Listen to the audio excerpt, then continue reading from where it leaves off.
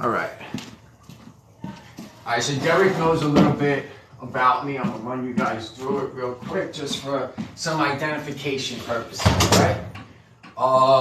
Drug addict, 20 years.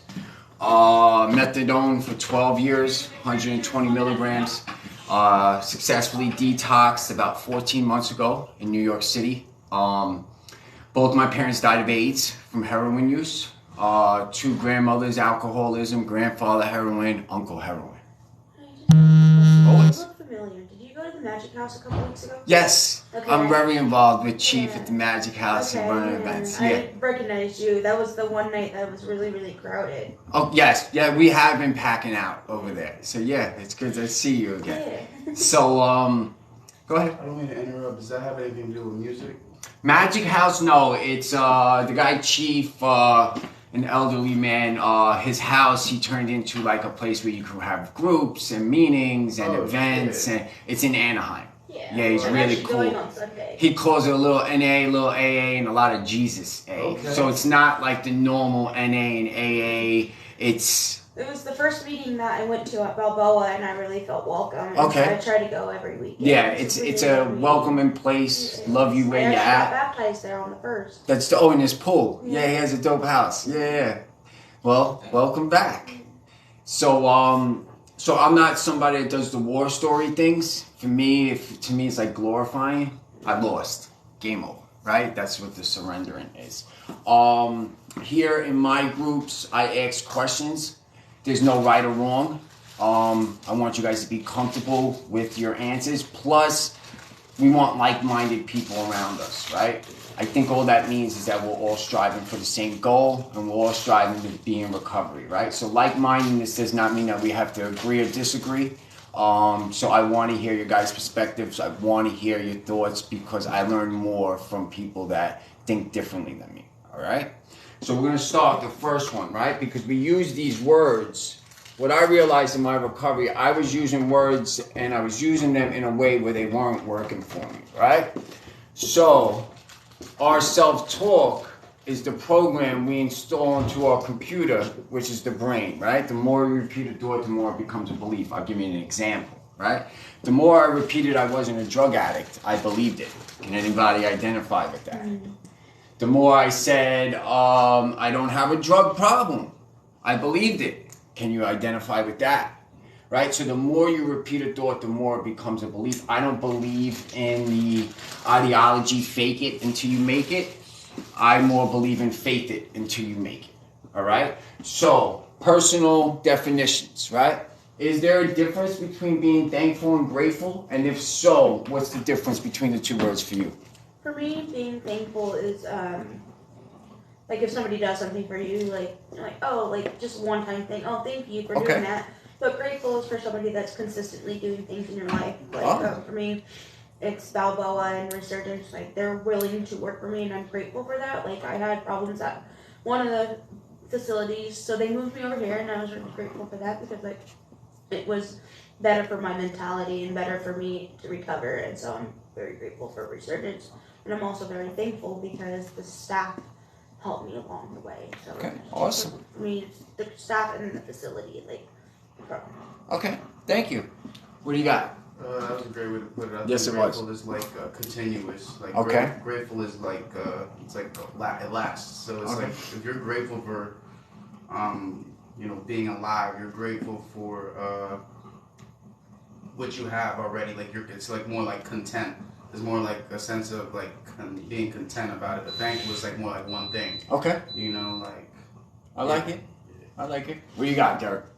I think thankful is more like the shiny shit. Like that's, okay. You know what I mean? But the grateful is like really deep. It's the ground, like in your soul shit that you just really, you know what I mean? Like if you didn't have it, you would not be surviving. Like that's that shit that, you know what I mean? Yeah. Drives you. All right. In the core. So give me something you're thankful for. What was it? The staff. You're thankful for the staff. And something that you're grateful for. The chance to be in recovery. Chance to be in recovery. I like that one. Don't mind my handwriting or my spelling. I don't have spell check here, so I got the smartphones make us dumb. Give me something that's thankful and something that's grateful for you. like it could be like a meal. A meal? You know, but Okay. grateful is like if someone's feeding you. Oh, like that's good what I was job. That's a good one. too. I That's like a that really one. good Yeah, but you had the idea with the continuous like multiple. Yeah. That was fire. But good job. See how you guys are feeding off each other right now? Let's keep that going. What do you got, Derek? I'm thankful for like all the little shit, like I was saying, like the ride here today. The little things? Yeah, like the All right. wake up and like having a good person to talk to was cool this morning. All right. I'm thankful that happened, but I'm grateful I meet these people. I'm grateful that I've met connections. Like yeah, Exactly. like You're grateful That's a for good the one. connection. Real life Connections are always a good All one. right. All right. So for me, right? Has anyone heard of attitude of gratitude? Have you ever heard that line? All right. So for me, the way I started to interpret it, right? Thankful is a feeling, right? It's the foundation for gratitude. What I mean is when we're at Thanksgiving dinner, what are we saying? We're thankful for our family, thankful We're thankful, for the food. right? So for me, when I started hearing attitude of gratitude, made me start thinking maybe it's an action. Maybe I was misinforming what grateful and thankful is, right? Because for me, the thankful for the staff, thankful for the meal, thankful for the little things. Thankful for the chance for recovery. Thank you for the people that are feeding me, and thankful for the connections. How I now interpret these things in my recovery process, how it works for me, right? Is gratitude is the action. So if you're thankful for the staff, how are you showing them gratitude? What actions are you showing them? Following the rules, going to a group, not sitting on my phone playing on it when I could. Yes. So just being present and actually interacting with the groups, interacting with the staff, interacting with the clients, being a part of the house and doing things to like, hey, say thank you, but also being like, I'm grateful for you guys letting me stay here for the time that I have with you Yes. guys and like being able to. Just, like, So your feeling for the staff, your gratitude to the staff is by making their life a little bit easier, and 100%, I love it. So all right, so you're thankful for the meal and you're grateful for the people that are feeding you, right? How do you show them that gratitude for them feeding you? What's an action you could take? Cleaning up everything. when Cleaning you up can, everything. and Good job. And like especially like when nobody's watching, you know, like if there's something left out that somebody just forgot, you know what I mean? Like, cause I bet you everybody here they'll clean up when they know they have to. Mhm. Like if they forget something, that's normal, you know. But seeing like that a dish isn't clean, like just cleaning it, or like I don't know, shit like that. Nice, Just like perfect. not caring who's watching and just making sure everything's like tidy Good stuff. and all that. All right, so we said we're thankful for the little things and we're grateful for the connections. So how could you show action to show how grateful you are for the connections that you're making? It's hard to like say I'm humble and like Okay. be humble by saying that. It like takes points away from your humble chart, you know what I mean? But, like, honestly, I like, mean, yeah, it's no, hard to I get it show though. Okay. Gratefulness. Like I got your back. You know what I mean? Like that's There you what it go. is. You don't really know that. It's I don't have to unspoken, tell you yeah. that, but it's, There you know go. what I'm saying? Like, yeah. We have a connection. Like I know you've got my back. There you know go. what I mean? Like, So let's dig a little bit deeper into the thankfulness and the gratitude, right? You have anybody in your family that you're thankful that they're in your life today? everyone Or a that's- person? Everyone that's talking to me. Everyone Everyone left that's is- talking to me. So then how could you show them how thankful you are with the attitude of gratitude? How could you show them the gratitude for them to still be in your life? What's the best thing you could do for them? Literally just stay sober. Stay sober. I fucking love that one. Talk to me. You have people I'd in your say- life? I'd say just reciprocating. Okay. Like reciprocating the energy, because you know, like one thing life taught me is you gotta keep the same exact energy that someone gives you. You gotta return that, you know, in any Okay. way you can. And if they give you something that you can at that time give them, say it's like something that's like monetary, you gotta reciprocate it in some other way, you know, like with loyalty or you know who you are. It's just all like about like making sure all the energy's balanced, you know, because this world can't work without a balance. Yeah. All right. So now, let's say you're thankful. Also, can I erase that? No, leave that there. That's staying there. He's part of the group right now. He's part of the group. He's an introvert, so he's not sharing. But he's part of the group. All right. So now, gift of desperation, right? I'm sure we felt it, right? So if you're thankful for the gift of desperation, how could you show the action of gratitude towards that gift of desperation? I feel like that's different because I feel like you don't even have to show that one because like desperation will teach you things. Okay. And it'll just naturally make you into a better person because when you go without, it makes you appreciate everything. Like you appreciate more than just money. You appreciate people even being there and talking to you because shit gets lonely. Because when you start losing things, you start losing people that are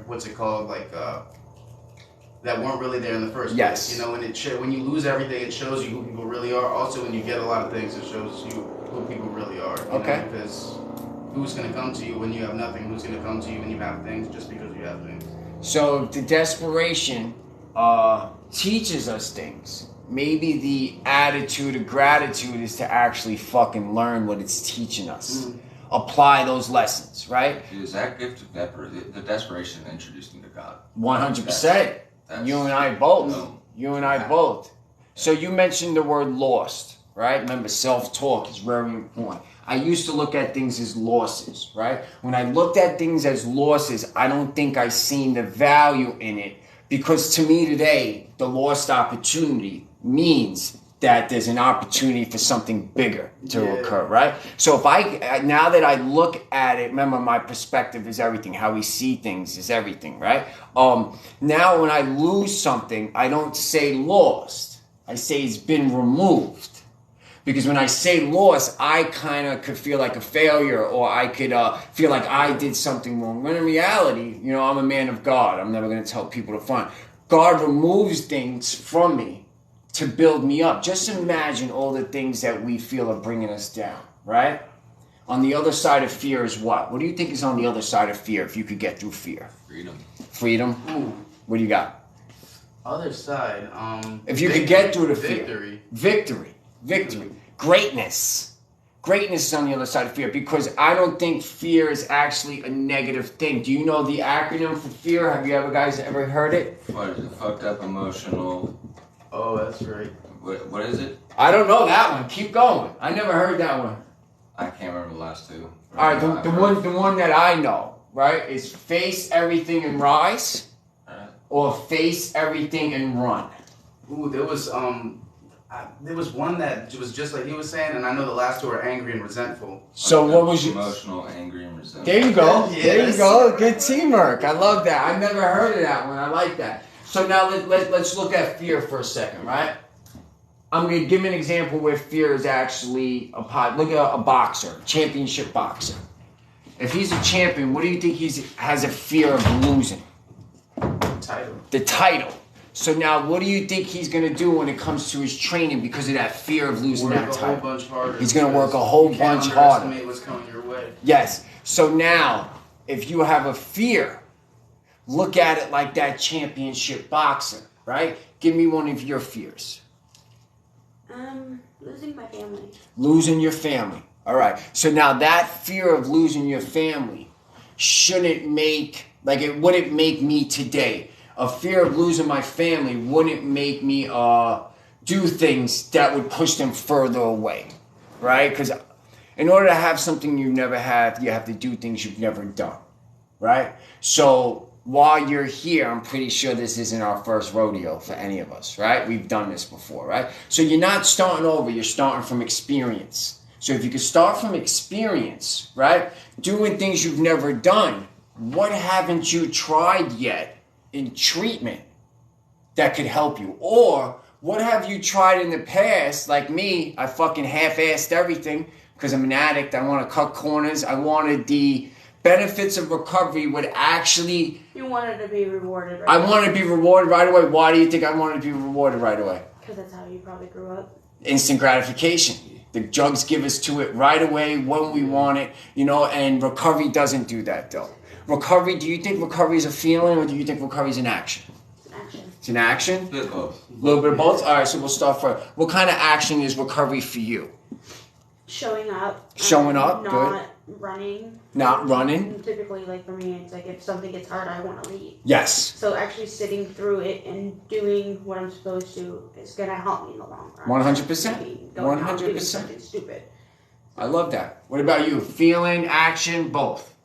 And if both, give us some examples. I think it's both because Okay. it's an action. You know, you have to work hard for that shit. Yes, There's a you lot do. of action. You gotta put shit into action. Yeah. And then it's a feeling because I don't know. Once you feel recovery, like I think naturally, like I don't know, you'll naturally feel like you don't desire something that's quick. You know what I mean? Just like you were saying, like you're not gonna. So what's that word you're looking for? It starts with a P. What will that develop? There you go. Yeah. It'll develop patience for you, knowing that you're not going to get the instant gratification from it.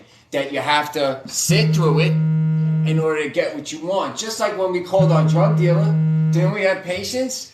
Motherfucker used to tell me 15 minutes, and it would be an hour. You know when it was the worst? When he actually said a half hour to 45 minutes, because then I was like, fuck, you're going to be like 2 hours.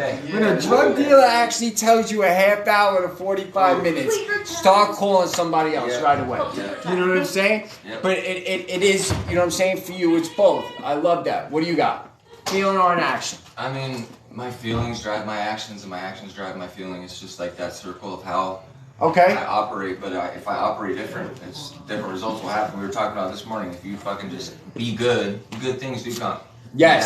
Bad fucking things find you quick too. So you and I did this the other day, right? Because you said your actions determine your feelings, and your feelings determine your actions, right? All right. So for me, before we get into this, I want you guys to look at these 3 words and just, meditate on them for a second. So for me, recovery is a mindset, it's a lifestyle, it's a way of living. You said it's a lot of work, right? Wasn't fucking active addiction a lot of work too, though? Hell yeah. Hell yeah. So the work ethic is there, right? It's there. It's not, I don't think we have to change, and this is my personal thing, right? I don't think we have to change our characteristics. I don't. I think we have to change our perspective on how we see what we're doing. I actually believe my addiction taught me how to be successful in recovery. And I'm going to give you guys some examples, right? Anybody know the definition of grit? Grit. Isn't that like gritty? It makes you tough. Makes you tough. Yeah. Definition of grit is doing something you don't want to do. Let me tell you all the things I didn't want to do in active addiction that I did anyway. Right? I stole from people, I manipulated people, I robbed from people. What are some things in active addiction that you didn't want to do, but you did them anyway because you wanted the drugs? Lied to my roommates, lied to my mom about needing money. Okay. Stole. Okay. A lot of things. Pawned off stuff. Pawned off shit. Yeah, I'm getting with you. What about you? What are some things you did in active addiction that you did not want to do, but you did it because you wanted the drug? It was kind of like, see, I was like real messed up. Because I wanted to get high and I wanted to have money. You know what I mean? So I wanted, I would just sell shit and I would rob and everything. So it was kind of like to make that keep circulating. The lifestyle. You can't lose all your shit. You gotta have it continuously. I get it. In. So I get it's it. like anything. You know. Okay. What about you? D. I just lived in a world of manipulation. World of manipulation. You had your hand up. You want to share something else? Another thing I really did, and it was a consistent thing for me, was sleeping with people that I knew weren't good for me to get Okay. drugs. Thank you for sharing that, because I know that's not easy, but that just shows your courage. So proud of you for that. All right. So the grit that we use in active addiction, doing all the things we didn't want to do, you change your perspective and use the grit in recovery, and you'll be successful. What I mean is, I don't always wake up wanting to do this. I don't. I'm going to be honest with you. And my life is fucking great. I still don't wake up wanting to do this some days. But then I'm able to look at the old me, my greatest teacher, the past me. We don't want to change our past. We want to learn from it, right? I look at the old me and look at all the grit he had for a drug that brought nothing but chaos and destruction in his life. I could apply some of that grit and recovery to live a life beyond my wildest dreams. So now tell me some kind of grit that you're going to need to have to keep your recovery going. Something you might not want to do, but you're going to have to do it anyway. Call my sponsor. Call your sponsor. I love that one. What you got for me? See, I don't have a sponsor, but I'm gonna have to maintain. I'm gonna be able to maintain relationships, like people that I've met along the way. Cause, Yes. Like you were saying, this is a fucking journey, and I've been It in is. multiple rehabs, and not only just rehabs. I've met people along the way. Okay. And I want to maintain all those connections and just keep in touch for the sake of keeping keeping Okay. in touch with them. You know, I not like seeing that. people as opportunities, seeing people as like lasting friendships, and like you know, for the spiritual, not for the monetary. Like Yes, for substance, not transactional, right? Our relationships and active addiction is transactional. What I could get from you and what you could get from me. In recovery, there's substance. It's what can I do for you, and what can you do for me to help me? That's the difference. You know what I'm saying? It works hand in hand. Give me something that you need to be gritty about to keep your recovery substantial. Fuck those steps. The steps, okay? And you could get a sponsor. We go to outside meetings, all right? So now we got You grit. need to take us to the Sunday meeting. Yes, I'm going to talk to them about it, all right? So now we know we have grit. We know we have a characteristic that we do not need to change, that we just need to change the perspective. Let's go to another one. Motivation, right? Anybody wake up and not have money and still get their drugs? Did you feel like shit but got out of the bed or off the floor to go do your scheme to go get the drugs? So we have motivation. So give me something that made you motivated to get your drugs. It was just the next high, being able to The get next high. I love it. Oh, like, who am I gonna be with when I'm doing that? Yes. What about you? Something that motivated you to get your drugs. It was like for a period of time, you know, when I was in all that shit, I was with my girl, so I wanted Okay. to keep her happy Okay. and Been there. make me happy too. Because I mean, you know, she could smoke more than me. I'm not talking about weed either. I know what you're talking She could about. smoke way more. We're in than treatment, I not could. for Yeah, weed, she bro. smoked You know what I'm dope, saying? you We're know not what I'm here saying? for weed. Yeah. But see, for me, you're quick with the weed, right? So for me, people say it's not a gateway. For me, it doesn't allow me to close the gate. Exactly. Right? It allows the gate to stay. For me, I had to change my philosophy As on soon as I weed. go smoke weed, I want more. Yeah, I mean, I'll smoke weed on Friday today. I'll be in a 3-day rave a week from now. Yeah. You know what I'm saying? So it doesn't close the gate, but that's just me. You know, there are people in recovery that do it their way, and more power to you. I don't know, bro. How do you just smoke weed? I don't- How do they do it? We're all different in that aspect, and if people think they can do it, I support it. Because if you fall, I'm gonna sit with you on that floor. You know what I'm saying? I'm not gonna help you up, because if I help you up, for me, that always made me not get my life together. Once I lost all the options of people picking me up off the floor, then, you know what I'm saying, I started taking this seriously. So if I have empathy, if you're on that ground, I'm going to lay down with you until you're ready to sit up. And then I'm going to sit with you, and then I'm going to walk with you, so then you could go back and do it with someone else. If you're on that floor and I give you my hand and I pull you up, I'm making you weak. You know what I'm saying? And I'm making you weak because you're going to look for my hand next time. And this isn't always able to be done with people. A lot of this is going to be done by yourself. It's also, I don't mean to Go on, always interrupt. It's always a risk too. No, I'm also sorry. Like, but No, don't be sorry. It's also It's a a risk conversation. too, because if somebody's down there on that floor and they're doing shit like smoking dope sitting right next to you, like if somebody's sitting there, even if I'm recovered like a year out, if they're sitting there smoking dope right next to them, it's gonna be hard as shit. If that first time they say, "Do you want to hit?" I'm gonna say no. That second time, a little bit harder to say no. But Yes. that third time, I might fucking say yes. Yes, you're absolutely correct. So, D, give me something that motivated you to get the drugs. Not being sick. Not being sick, fucking withdrawal. It's Dude. motivated. It's pretty motivated. Dude, very motivated. Very motivated. You had your hand up. What you got? Actually, I was gonna ask if I can read the daily reflection because it kind of actually goes along. Go with ahead, it. read the It's, daily reflection. It's called Freedom from Guilt. Okay. Where other people were concerned, we had to drop the word blame from our speech and thought. 12 Steps and Traditions, page 47. When I become willing to accept my own powerlessness, I begin to realize that blaming myself for all the trouble in my life can be an ego trip back into hopelessness. Asking for help and listening deeply to the messages inherent in the steps and traditions of the program make it possible to change those attitudes which delay my recovery. Before joining AA, I had a desire for approval from people in powerful positions that I was willing to sacrifice myself and others to gain a foothold in the world. I invariably gained degree. In the program, I find true friends who love, understand, and care to help me learn the truth about myself. With the help of the 12 steps, I am able to build a better life free of guilt and the need of self-justification. Thank you. So you are now our daily reflections person every morning. Okay? You good with that job title? I love it. Actually, my sponsor has me reading them. So good. So that's awesome. You had your hand up?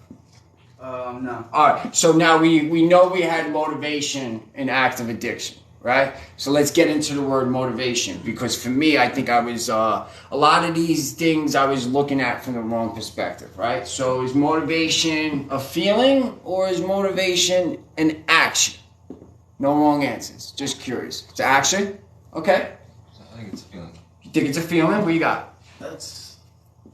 It's like it's something that can be in you and it can leave. It can come and go. Okay. And like sometimes there's things that can like ignite that inside of you, and then a lot of the time it'll be like a negative thing that makes you want to change shit. 100%. My misery was my motivation for a long time. So motivation, what I learned from me in my process, I'm very analytical, right? I'm an addict, and we're the most critically thinking people in this world, right? So for me, I have to break things down to simplest form. So if I was a mathematician and there was a huge equation on this board, there's no way to solve the equation in one shot. What do they usually do?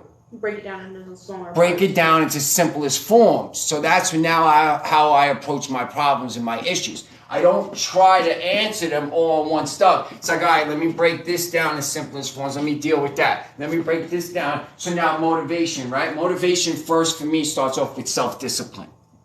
Okay? Self-discipline leads to good habits, right? After good habits, then I start to develop consistency in my life, right? After the consistency, I now start to have progress in my life. And the only thing, in my opinion, that brings true happiness is progress, right? So now that the progress leads to happiness, the happiness leads to motivation for me. And now I understand why I never woke up fucking motivated to get my life together, because I was never doing the necessary steps that brings motivation into your life. Because when you're not motivated, you stay what? What do you think you got to do when you're not motivated? Starts with a C. Get content. Content. All right. What else? Consistency. Consistency. When you're not motivated, stay consistent. There's no start without a commitment, right? So what is your commitment to yourself? What's your starting point? For me, it's be true to myself. Be true to yourself. How do you stay consistent in being true to yourself? Follow through with what I plan out for the day. No start without a commitment, and no finish without consistency. What's your commitment to yourself? I can't give up on what my dreams are. You know? What your dreams are. So what's the consistency that you don't give up on your dreams? Every day I wake up, I gotta I don't know, start with the small things. You know, make my bed. Okay. Make sure I drink some water and Good. Cold showers. Cold showers. Cold showers are legit. I think I'm about to 15 seconds. I take a warm shower because I never feel clean after a cold shower. That's really good. And then I shoot it to the cold right on top of the head. And there's something within the electricity within our body that the cold starts to make the liver, I think, act in a certain way, which gets you ready to move during the day. Feet on the floor. Without socks, there's something you ground yourself. There's a lot of these things I think we overlook because they don't provide instant gratification. You know, it's like when you take a pill for something, you don't start feeling better that day. That pill has to be inside your immune system to break down and stuff like that for it to start working in your body. Give me your commitment, your start. Mental health. Mental health. How do you stay consistent with keeping your mental health healthy? Keep doing work on it. Keep doing work on that it does exist. It is a problem. You know what I mean? All right. I tried to ignore So now that we know that we have grit and we got motivation, let's go to another one, determination. Let's talk about all the determination that we had in active addiction. My determination was when the first drug dealer didn't pick up, I kept calling until I got a drug dealer. I was determined, right? Give me something that made you determined in your active addiction, or something that if you didn't get it right away, you kept doing it so you could get that drug. Kind of the same as you continue to call different people and be Call like, hey, different people. Do you have any, or like Okay. going around, Yes. like, going to all my friends' tents and be like, hey, do you have some? Hey, do you have some? Hey, do you have Yep. some? Determined. So now how could you say determined in recovery? For me, You could use the same thing you just said. exactly. Instead of calling for people for drugs, calling people for help. if I could call my sponsor. Call reach your out to sponsor. My family that I know is in recovery. Okay. Just, like, stay within that recovery community. Yes. The people you keep around you are important. We'll get into that in a little bit. Give me something that helped you stay determined for the drug, or something you did that showed your determination for the drug. When I didn't have a car, like walking. Walking. I walked through fucking blizzards in New York City for that like shit. Walking. Dude, I'll swim across the ocean. miles. Dude, Good job. miles. I like that. So now, what's one way you could stay determined in recovery? What's one thing you could do?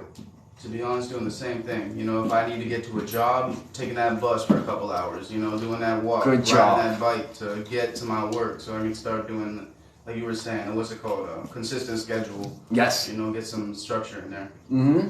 Good. Talk to me.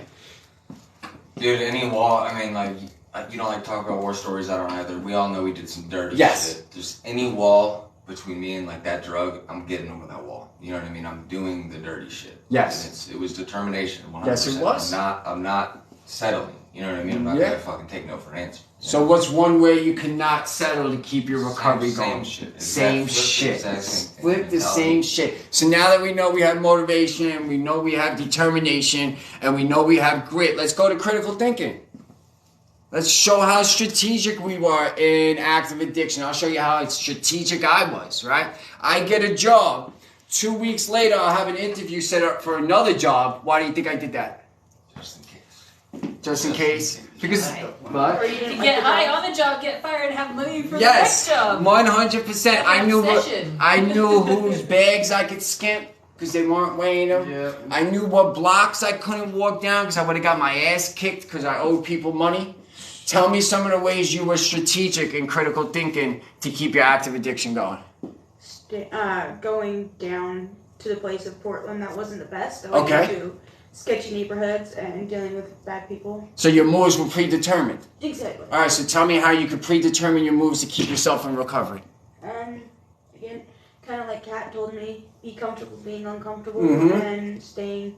And another thing is feed your focus, starve your distraction. Yes. And just keep focusing on recovery and just not let people get in my head and be like, oh, hey, you don't Assert need to your do that. boundaries non-aggressively. Don't do as they do. Exactly. Do what your heart tells you. Like Monday, I had the chance to relapse, and I was like, you know what? Not fucking worth it. I got out of the guy's Good car. job. Yes, Good good job. job. I'm so proud of I you. was like, Good job, Harlow. it's hard. What? Steal, Jonathan. Go ahead. Yeah. Okay, come on. I tried to pre-fill it as much as I could. That So- way I don't steal all your time. So we're critical thinking, so now you can predetermine your steps. So now, before we jump to D, you talked about getting comfortable with being uncomfortable, right? So can we agree that we will be the most comfortable when we're dead? Can you agree with that or you disagree? I agree. The reason I think that is because when we're dead, we have no stress, we got no bills, we're not dealing with people no more, we're in the most comfortable state. Sounds pretty. So if death is our most comfortable state, what's the opposite of death?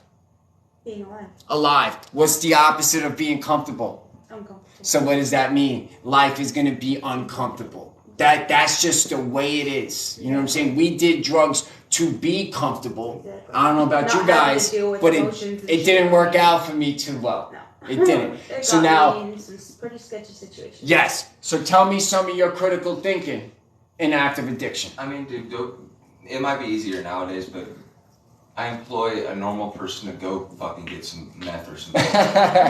It takes work. You know, Yes, like, there's certain 100% risks you it gotta takes take, work. and you know how it is. I do. So now You know- tell me how you could be critically thinking in recovery to keep yourself there.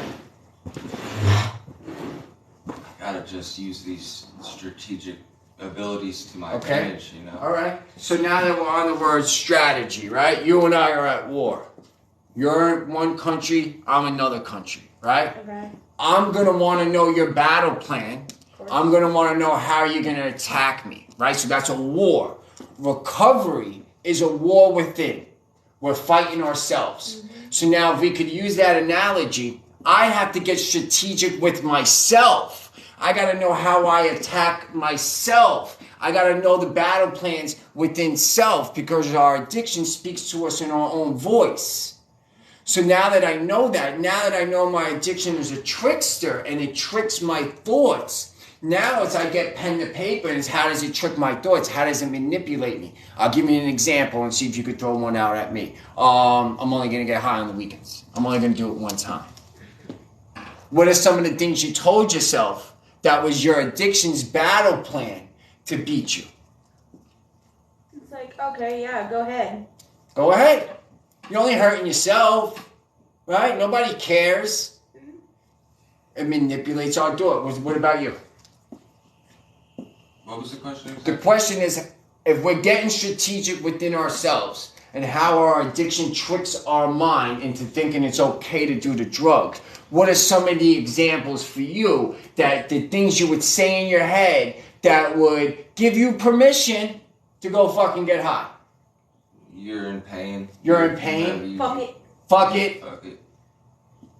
All right. Just Drop it in the fucking bucket. Drop honestly, it in. because like I work a really physical job and Okay. opiates kind of bring me up. I don't know about you. Oh, listen, when I was on Roxy's, I was the best fucking worker Right there there. was. I was Right there. carrying 10-foot pipe and all. Yeah. I was plumbing, so I was doing all this shit. They were like, yo, well, you're threading pipe while smoking a cigarette. You know what I'm saying? Like, Oh, yeah. we're talking about I- multitasking. You can't fuck with addicts when it comes to multitasking. I climbed the ladder in the pool industry really fucking well. And Okay. It was working for me until it just started crashing, bro. Yeah. Like, the Roxy's turned into heroin and the heroin Yeah, turned into you graduated. crashing my car into oblivion now. I'm here, Okay. You know, like, All right. It's So getting back to the whole beginning of that conversation, right? So we don't need to change characteristics because I don't believe there's anything wrong with us, right? I don't even think we're broken, right? When something's broken, there's certain If it's not broken, characteristics. don't fix it. I can't. I had to change manipulating people and shit like that. That's okay. not fucking cool. But I manipulated, right? So if you can manipulate, the opposite of manipulation in recovery for me is influence. Yeah. I know how to influence because I know how to manipulate. I'm not manipulating you, but because I know how to manipulate, I know how to provide influence now. What you see right now is a result of 20 years of being a fucking master manipulator. Right. Because I know how to speak to people. I know how to, you know what I'm saying, appeal to an audience because I was always manipulating. I studied people. I studied how they moved, how they spoke. If I wanted to be like you, I needed to know how to walk and talk like you. You know what I'm saying? That's the reason I have influence in this world today, is because I pretended to be almost everybody in this fucking world at one point. So when I speak, I appeal to people because I am you at the end of the day. So the characteristics I don't think needs to be changed. I think our behaviors have to change. Because there's a yin and a yang with everything. If you could do one, you could do the other, right? So to get back to the beginning of the conversation, if we could change our perspective and use that grit, that motivation, that determination, that critical thinking, the last one is courage, right? So courage means doing something knowing what the end result could be. So soldiers have courage because they're going to war and what could possibly happen? You could die. They could die, right? Addicts have courage. And people look at me like I'm crazy. Why we have courage? We put ourselves in situations and do drugs that could what? Kill us. So we have courage. Our addiction uses our best qualities to keep us in active addiction. The only way I started to see these things was getting around people that were living better than me, right? People that gave me the imagination. Albert Einstein has a quote, knowledge without imagination will limit you. Our knowledge in active addiction is that we're not worth it. Our knowledge of the world is that we're an addict and we're always going to be an addict. Our knowledge is that we believe these fucking stigmas. The stigmas do not exist for me because I do not believe in them. For them to actually exist, we have to believe them. There's going to be people that doubt us. Fine, fuck it, doubt us. I don't care about that. But then there's going to be people that believe in you. Stay with the people that believe in you, and the people that will believe in you are people that are most likely in recovery. So we have the characteristics. So whenever you're doubting motivation or determination or being able to, be strategic and have your plan set. If you don't plan, you plan to what? Fail. Start planning. Start writing down your distractions. Write solutions to those distractions. In treatment, I kept a piece of paper on me with the distractions and the solution. A lot of my distractions in treatment was what people were saying about me. Because I said I was going to be doing what I'm doing today. You know what I'm saying? If this isn't just what I do a lot of others. They made fun of me. They laughed at me. Well, they're not fucking laughing and making fun of me now. Because the solution to that distraction was it's my fucking dream. It's not their dream to believe in. It's my dream. If I don't believe in the dream's not going to come true. If I don't believe in stigmas don't exist. What are you believing in that's actually preventing you from moving forward in life? Is there anything? For me, it's that I'm not good enough. Not good My enough. life doesn't matter. Good for you. The more you believe that, the more it's going to present itself. You know what I'm saying? Because there's nobody out here that's not worth a better life. Not one person. Trust me when I tell you, I meet some fucking wicked people that done some crazy shit in their life. And now they're doing great things. I'm one of them. But the more we repeat a thought, the more what? It becomes a habit. A habit, It's like a belief. natural thing for you. So get the pen to paper. I'm a big advocate for writing. Keep writing down that you are worth it. You are worth it. There's just something that happens within the brain. The more you repeat something, the more it becomes a belief. What's something that you're believing in that's preventing you from moving forward in life? That I've done irreversible dirt to myself. Irreversible dirt. That's a good one. Do you believe who we are and what we do are two different things? Or are they the same They things? apply to each other. They apply to What each you do other? makes you who you are. What you do makes you who you are? Okay. I agree with him. You agree with you? Yeah. I tend to disagree. All right, and why I disagree? I did drugs.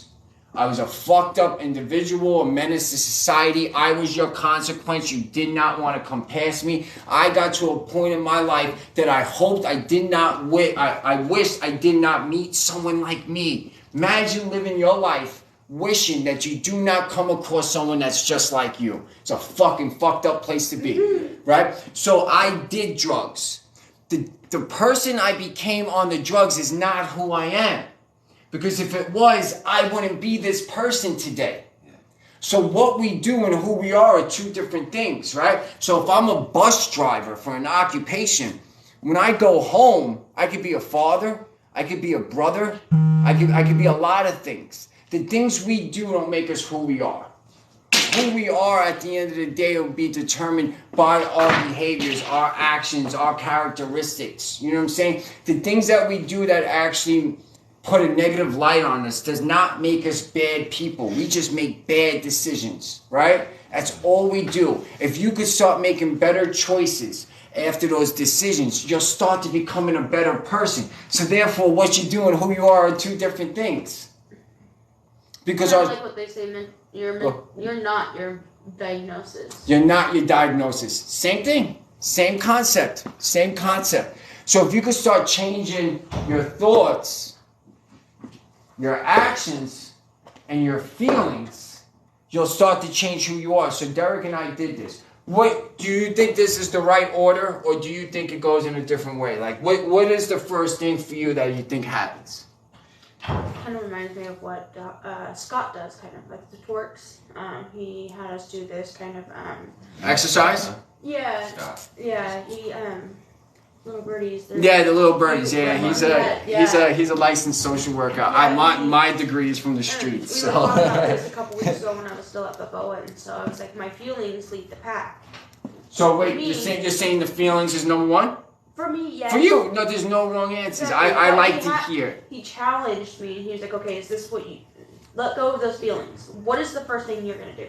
I'm like, okay, like, if somebody's pissing me off, my first thing is I'm going to think something about them, and then I'm going to fucking act on There what you I'm go, thinking. So thoughts. that's actually feelings. That's how it's Thoughts, supposed to be. actions, feelings. That's how it's supposed to be. I was reversed in active addiction, right? Same. My Same. first Action. thing was feelings.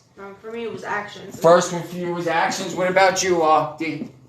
An active addiction. What do you think your first one was? Feelings. So my first thing was feelings, which no wonder my life is so fucked up. I thought I needed to feel something first in order to make actions. And then those actions, depending on the outcome of those actions, gave me the thoughts I thought I needed. It's the fucking other way around, right? Because when we think of the drug, what happens after we think about the drug? We go get it. We go get the drug. And then what happens after we go get the drug? Hopefully we Feel get like that shit. shit. Hopefully we get the fucking feeling from the drug. I don't know, that feeling went away pretty quickly. I learned how to keep getting more and more, right? So we're gonna stay on something like this, right? We're gonna do 3 more words. You have your phone on you? What time is it? 9:52. 9:52, okay. Yours is 52 right now? Mine's 51 right now. Alright. My satellite's a little slow. Alright. So now, prepare, effort, outcome. Okay? Which one's first? Prepare. Prepare, alright. What's second? Effort. Effort, alright. And then the third? The outcome. The outcome. Good job. Both are right. Now let's go to active addiction. Again, my fucking sick, crazy thinking. It was backwards, right? First, I wanted the outcome of things to occur. I wanted recovery without actually doing recovery. I wanted the perks of it, right? If I didn't get the perks of recovery first, I'm not putting in the effort to keep it going. So therefore, I'm not going to prepare to keep it going. So now we know it's prepare, effort, outcome. Give me an example of something you could prepare for to keep your recovery going.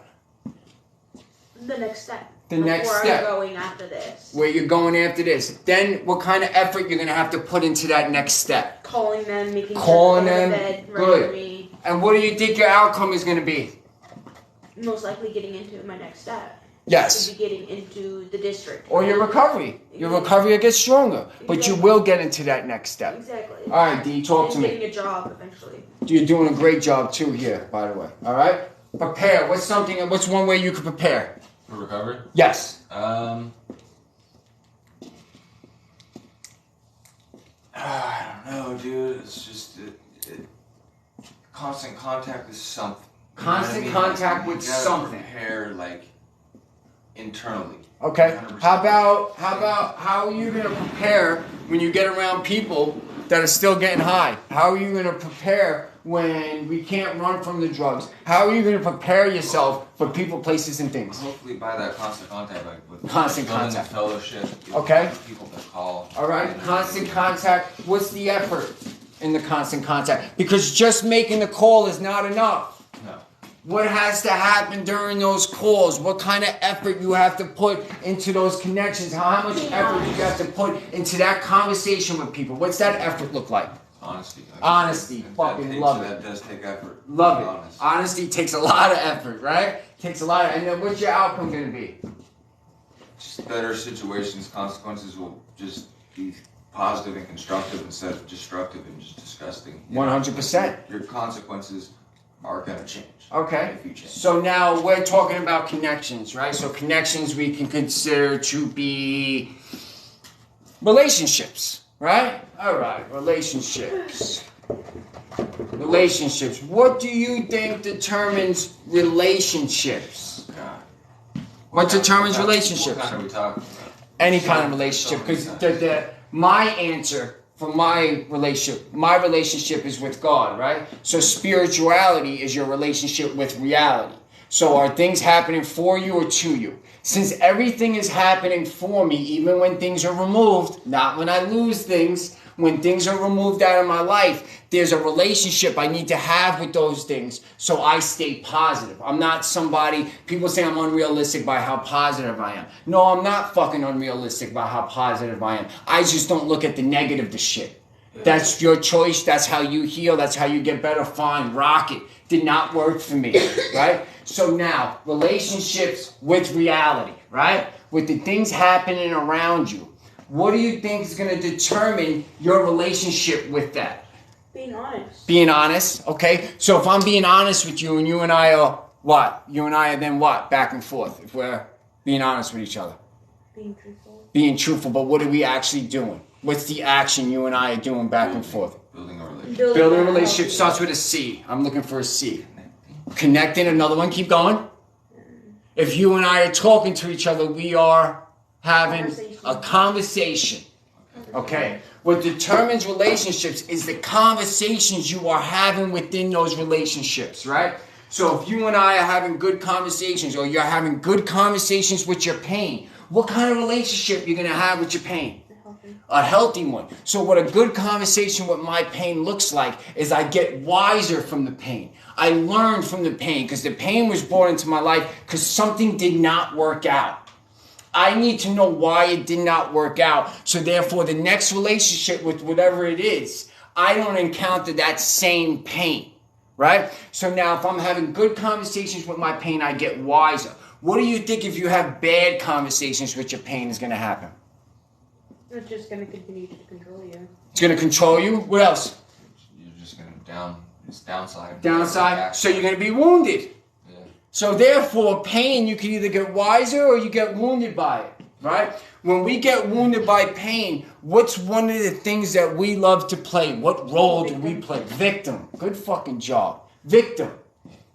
Why are we playing victim though? It's easier. It's easier.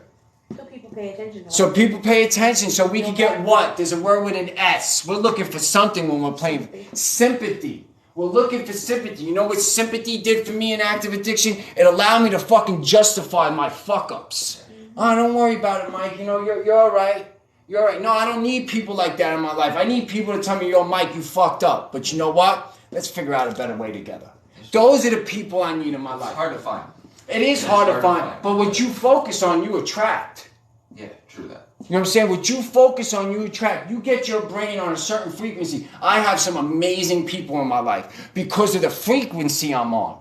I don't play games with people no more. You know what I'm saying? Like, if you're not rocking the way I'm rocking, my loyalty has an expiration date. And that does not mean if you're getting high and you're fucking up. You could be getting high and you could be falling. But if you're trying and you're not playing the victim, and you're really trying to do your best, I'm rocking with you. But if you're falling, you're blaming this one, you're blaming that one, and everybody but yourself, and you're not taking accountability, I can't keep you in my life. But the door is open, though.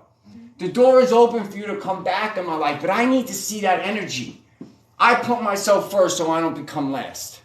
I can't help nobody if I'm not right within. So it's not selfishness to put yourself first. It's selfishness when I take more than what I need so you can't have it. It's selfishness when I make connections and resources to further my career and I don't help the people that are in my circle. I keep those resources to myself. That's selfishness. I practice being selfless. You know what I'm saying? We talked about humility, right? You do. We talked about humility. How do you practice humility? Kind of like what it says in the book, big book. Okay, tell me, because I don't read the big book, so educate me. Reaching out to the newcomer. Reaching out to the newcomer. Okay. Like, do stuff at... What do you need? Doctor visit for Harlow. All right. We'll get back to it, all right? How do you practice humility? Oh, fuck, man. Be a better guy. Be a better guy. I'm looking out for people. I That's- try to. hey. You know, like, I feel like I You're like me. You feel like you have a reason kind of to just watch Yeah. over almost maybe, like, you know what I mean? You could help, like, you've really gone through some shit to, like, build you up to, I can deal with situations comfortably and hey, check it out, I can get you through this, I've been through it. You know what I mean? It gives you that purpose. If you use it. Yeah. So for me, my humility is to help people less fortunate. Right. And why I help people less fortunate is because you think you have fucking problems until you actually meet somebody with some real fucking problems. So then remember we did thankful and grateful, I then become grateful, not just thankful, in action towards the problems I had by thanking God and trying to help people as much as I can. So therefore my problems become assets. Imagine that. Imagine if you could turn your problems into assets, something that actually helps you move forward in life. It's perspective. That's the only thing we need to change at the end of the day. We don't need to change fucking, in my opinion, anything about us. I don't think we need to change a goddamn thing. We need to change our perspective. When we change our perspective, our choices are changed. We'll see value in things we never seen value in before. It'll move us forward. Because telling me I need to change everything was discouraging. It made me feel like I couldn't do it. I was 36 at the time. I'm 36 and I gotta fucking change everything. I can't do that. I'm not doing this. It's too much work. But you're telling me all I gotta do is change my thinking and everything else about me could stay the same. I could do that. I could do that. How do you change your thinking? What's one way you think you could change your thinking? 12 steps. 12 steps, getting around people that are doing better. For me, it's writing and rereading, or just reading in general. Yeah. You know what I'm saying? So relationships, the conversations within that relationship. So if it's a good conversation, good relationship. If it's a bad conversation, bad relationship. If there's no conversation, no relationship, right? So let me give you an example of not having a conversation. Suppressing your pain. That is not having a conversation with your pain.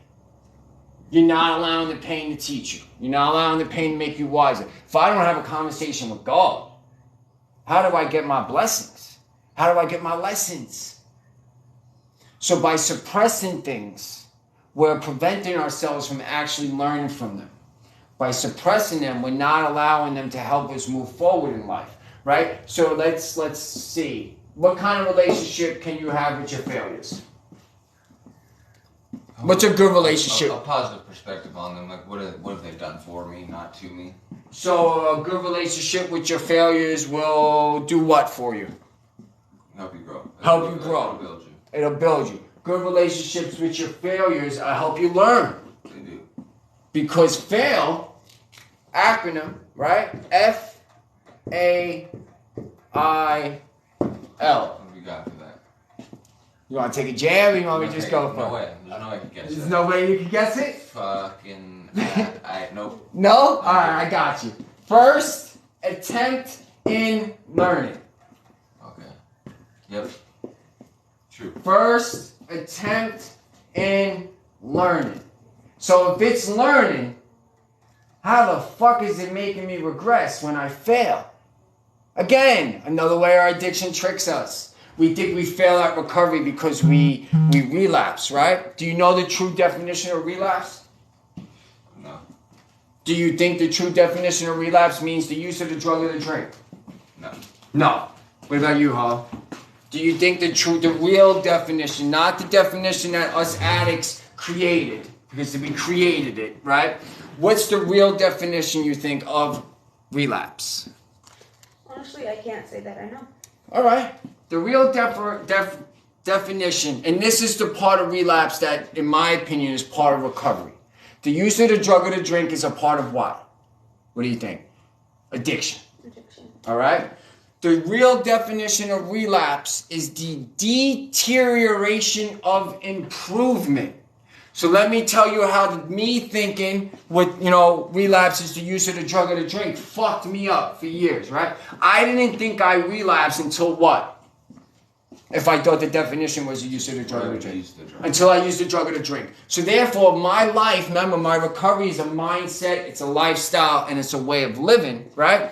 If I thought relapse was the use of the drug or the drink, I wasn't focusing on the deterioration of improvement in my mindset, my lifestyle, and my way of living, because I thought relapse was the use of the drug or the drink. It's not. Relapse is the deterioration of improvement of your mindset, your lifestyle, and your way of living. So if you can identify that your mindset, your lifestyle, and your way of living is starting to deteriorate, you know you have relapsed. So therefore, you could work on getting your mindset, your lifestyle, and your way of living back to where it needs to be so it doesn't go to the drug or the drink.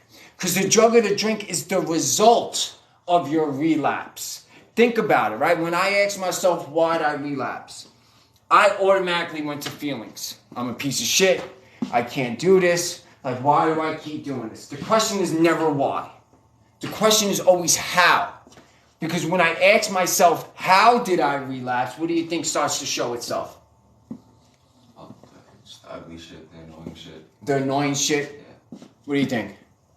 Instead of asking why you relapse, if you ask how did I relapse, what do you think that's showing you, that word how, rather than why? If why is taking us to feelings, how is taking us to what?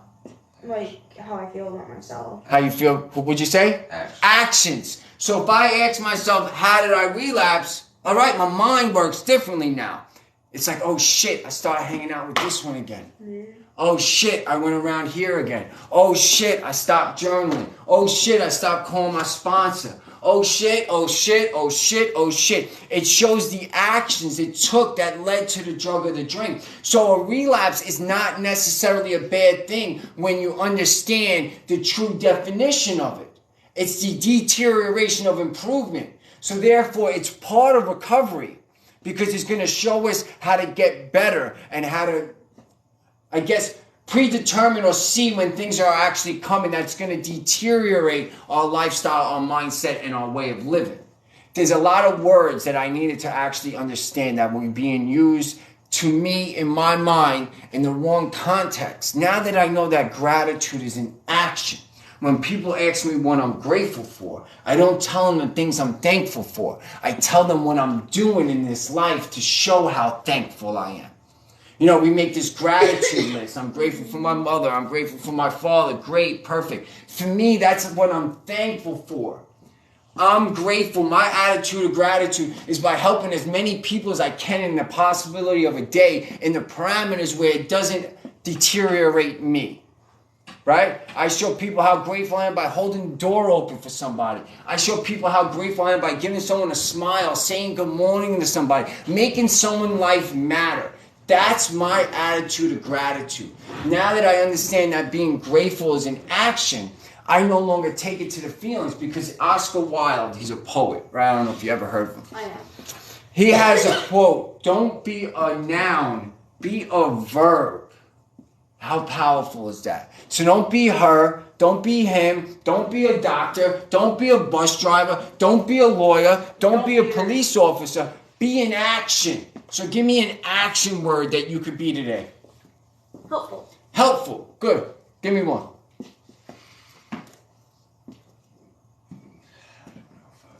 Guiding. Guiding. Accredited, accountable, acquired. You know what I'm saying? Like there's so many more words. Because when I'm in action, what am I doing? What is a verb? A verb in a sentence is telling of what is going on in that sentence. The action. The movement. The movement. So if I'm in action, if I'm a verb, then I'm moving. If I'm a noun, if I'm a tree, if I'm a house, am I moving? No, you're stable. I'm stable. I'm staying put. Right? So now start thinking of actions you could be every day. Not who you need to be every day. What you need to do every day. It'll start to change the psyche. It'll start to change the mindset, right? Everything I speak on is from my life experiences. I don't read as much as I should. I don't study as much as I should. I change my perspective and I talk to God and I read the Bible. That's it. That's pretty much all the extent of my knowledge. I could probably be adding more to it, right? And that'll come. I am hard on myself, and then there's sometimes I'm not as hard on myself. I procrastinate. I do it all. I come up short. But at the end of the day, when I go to bed, I'm thankful to God. I tell him how I'm going to be grateful tomorrow. And when I wake up tomorrow, I pick an action word. I'm going to be this all day. All day. What time you got? 9, 10, 10. 10:10? All right, we're good. We're good. Smoke break. Smoke break, we're good. Thank you. Thank you for sharing. Great job. Always. Yeah, man. You know, honestly, if you could see if we can get a ride to the meeting on Sunday. Yes, I'm gonna make it. I'm gonna talk to him about making Sunday happen for sure. Because my sponsor, she goes there. Who's your sponsor? Penny. Who? Penny. Penny's your sponsor? Yeah. Okay, you got a good one, Penny. I love her. Penny's definitely a good one. She has me every day at 5 o'clock. Call her or text her. 3 things I'm grateful for, 3 affirmations, and 1 way I stayed sober for the day. So that's just like my little check-in with her. And then she has me working on step 1, which is she has me working on the doctor's opinion and diagnosing myself as an alcoholic, and then memorizing the 3rd step prayer. Okay. Which I still haven't done. I'm in the process of doing that. She's a really good sponsor. I really like her. I've had some shitty sponsors in the past, so.